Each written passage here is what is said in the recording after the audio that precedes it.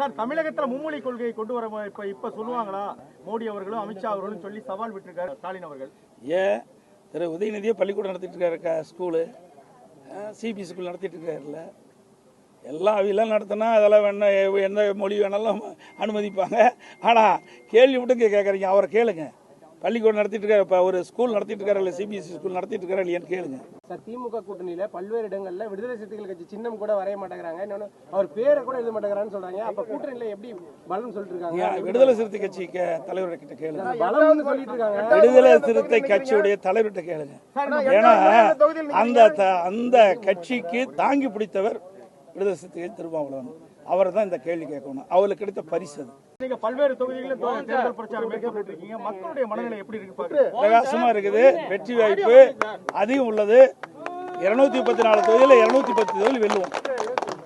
இதே தான் திமுகவும் 200 தொகுதிகளுக்கு மேல. அவர் அவருடைய கருத்து சொல்றாங்க, எங்களுடைய கருத்து நாங்க சொல்றோம்.